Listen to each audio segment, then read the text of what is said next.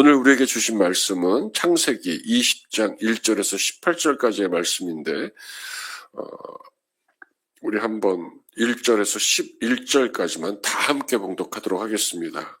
아브라함이 시작. 아브라함이 거기서 네게부 땅으로 옮겨가 가데스와 술 사이 그랄에 거류하며 그의 아내 사라를 자기 누이라 하였으므로 그랄랑 아비멜렉이 사람을 보내어 사라를 데려갔더니 그 밤에 하나님이 아비멜렉에게 현명하시고 그에게 이르시되 내가 데려간 이 여인으로 말미암아 내가 죽으리니 그는 남편이 있는 여자임이라. 아비멜렉이 그 여인을 가까이 하지 아니하였으므로 그가 대답하되 주여 주께서 의로운 백성도 멸하시나이까. 그가 나에게 이는 내 누이라고 하지 아니하였나이까. 그 여인도 그는 내 오라비라 하였사오니 나는 온전한 마음과 깨끗한 손으로 이렇게 하였나이다. 하나님이 꿈에 또 그에게 이르시되 내가 온전한 마음으로 이렇게 한 줄을 나도 알았으므로 너를 막아 내게 범죄하지 아니하게 하였나니 여인에게 가까이 하지 못하게 함이 이 때문이니라. 이제 그 사람의 아내를 돌려보내라. 그는 선지자라. 그가 너를 위하여 기도하리니 내가 살려니와 내가 돌려보내지 아니하면 너와 내게 속한 자가 다 반드시 죽을 줄 알지니라. 아비멜렉이 그날 아침에 일찍 일어나 모든 종들을 불러 그 모든 일을 말하려 들려주니 그들이 심히 두려워하였더라. 아비멜렉이 아브라함을 불러서 그에게 이르되 내가 어찌하여 우리에게 이렇게 하느냐. 내가 무슨 죄를 내게 범하였기에 내가 나와 내 나라가 큰 죄에 빠질 뻔하게 하였느냐. 내가 합당하지 아니한 일을 내게 행하였다 하고 아비멜렉이 또 아브라함에게 이르되 내가 무슨 뜻으로 이렇게 하였느냐. 다같이 큰 목소리로 아브라함이 이르되 이곳에서는 하나님을 두려워함이 없으니 내 아내로 말미암아 사람들이 나를 죽일까 생각하였음이요. 전에도 자기 아내를 노이라고 속이다가 이집트 왕에게 아내가 불려갔었는데 이번에도 같은 속임수를 쓰다가 그랄 왕 아비멜렉 앞에 사라가 불려갑니다. 두 가지 면에서 이 사건을 살펴보려고 합니다. 아비멜렉과 아브라함 쪽에서 또 하나님의 쪽에서. 아비멜렉 왕의 눈에 든 여인 사라는 89세입니다. 이미 경수가 끝났다고 아브라함이 주의 천사들 앞에서 이삭의 출생을 웃으면서 받아쳤던 것처럼 나이가 많이 들었다는 것입니다. 그럼에도 아비멜렉의 계산에는 왕의 책략답게 정치적인 술책이 숨어 있습니다. 바로 재력가 아브라함을 통하여서 자기의 경제적, 정치적 영향력을 확보해보겠다라는 속셈이 있는 것입니다. 정략적인 결혼입니다. 반면에 아브라함은 그저 타국에서 어떻게 해서든지 목숨을 부지하고 싶었나 봅니다. 습관이라기보다는 스스로 벗어나지 못하는 흠결이고 반복되는 실수입니다. 하나님의 계획은 아주 다릅니다. 처음 아내를 누이라고 속였던 이집트 사건은 언약이 있고 나서 얼마 되지 않아서 발생했던 사건입니다. 아브라함의 나이가 75세쯤 됐을 때입니다. 오늘 이 그랄 사건은 이삭의 출생이 다음 해로 예고가 된 그 시점에서 일어납니다. 그의 나이 99세입니다. 이는 20여 년이 지금 아브라함이 여전히 인간적인 두려움과 불신을 극복하지 못한 것을 드러내고 있습니다. 그의 불신은 하나님의 언약 성취를 위협하는 아주 중대한 문제였던 것입니다. 그런 그를 통해서 하나님의 언약을 성취해 갈 수는 없었던 것입니다. 아브라함의 속내는 다시 한번 살피자면 아내 상태가 불임이고 생리까지 끊겼으므로 다른 남자가 그녀를 취하는 일이 큰 문제가 되지 않았으리라 여겼을지도 모릅니다. 그러나 하나님은 반드시 아브라함과 사라를 통해서 태어날 것이라고 약속을 하셨습니다. 따라서 언약이 하나님의 말씀대로 이루어지려면 이를 방해하는 어떠한 계획이나 행동도 용납돼서는 안 되었던 것입니다. 아브라함의 믿음이 자라나야만 했던 것입니다. 어쩌면 20년이 넘는 세월을 하나님은 이 기대를 하면서 아브라함을 기다렸는지 모릅니다. 하나님께서는 아브라함과 사라를 보호하십니다. 언약을 지키시고 계십니다. 말씀하시는 하나님께서 당신의 말씀을 지키고 계신 것입니다. 하나님께서 아비멜렉의 꿈에 직접 나타나십니다. 하나님을 모르는 왕이 하나님을 대면하니 경천동지였을 것입니다. 하나님께서 아비멜렉 왕을 꾸짖고 경고하십니다. 오늘 말씀 3절에 보면 그 밤에 하나님이 아비멜렉에게 현몽하시고 그에게 이르시되 내가 데려간 이 여인으로 말미암아 내가 죽으리니 그는 남편이 있는 여자임이라. 언약의 내막을 전혀 모르는 왕에게 결혼한 여자를 취하는 간통 정도로 규정을 하나님께서는 하십니다. 질서에서 벗어났다. 아비멜렉 왕이 가만히 있을 리 없습니다. 항변합니다. 왕이 말하는 내용이 이렇습니다. 4절입니다. 아비멜렉이 그 여인을 가까이 하지 아니하였으므로 그가 대답하되 주께서 의로운 백성도 멸하십니까? 죄 없는 사람을 책망하시는 당신이 정말 하나님 맞습니까? 이렇게 물어봅니다. 왕은 그저 접근하지 않았음을 밝히고 무고함을 주장하고 있지만 본질적으로는 우리 독자들에게, 우리에게 사라의 순결이 보호되었고 하나님의 언약이 실행되는데 이제 아무 문제도 없다는 것을 아비멜렉의 입을 통해서 확인시켜주고 있습니다. 아비멜렉 목소리가 더 커집니다.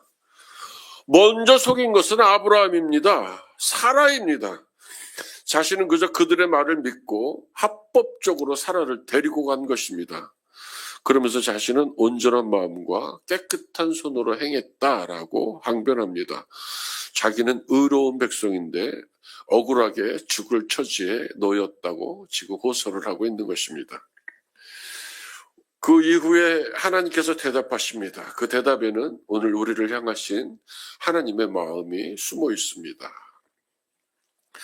하나님이 꿈에 또 그에게 이르시되 내가 온전한 마음으로 이렇게 한 줄을 나도 알았으므로 너를 막아 내게 범죄하지 아니하게 하였나니 여인에게 가까이 하지 못하게 함이 이 때문이다. 5절 말씀입니다. 다시 하나님께서 아비멜렉의 꿈에 나타나십니다. 그리고 말씀하십니다. 먼저 왕의 온전한 마음을 이미 아셨다고 말씀하십니다. 그러나 아비멜렉의 무고함이 그의 행동 때문이 아니라고 지금 말씀하고 계십니다.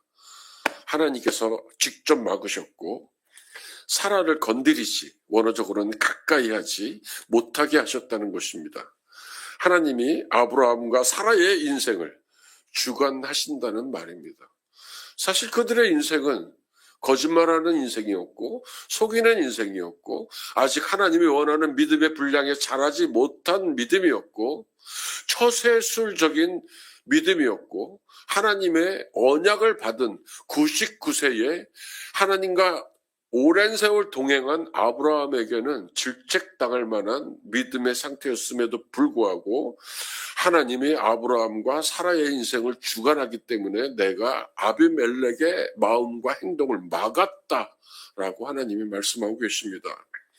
여전히 부족한 그들의 인생에 불어닥치는 모든 상황을 이미 아시고 계시는 하나님입니다. 하나님께서는 아브라함과 사라뿐만이 아니라 우리에게까지도 말씀하십니다.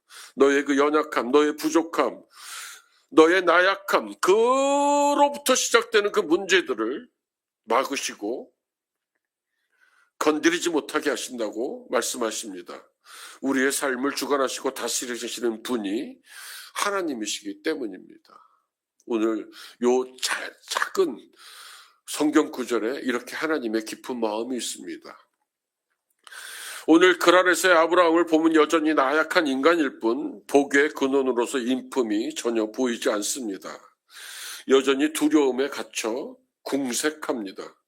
그런 부족한 그를 하나님이 오늘 선지자로 세우시고 아비멜렉의 집안의 태를 열게 할 기도의 중재자로, 그런 하나님의 선지자로 세우고 계십니다.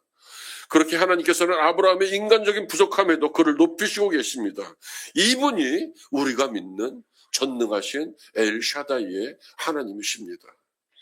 나의 어떠함이 아니라 하나님의 사랑의 크기입니다.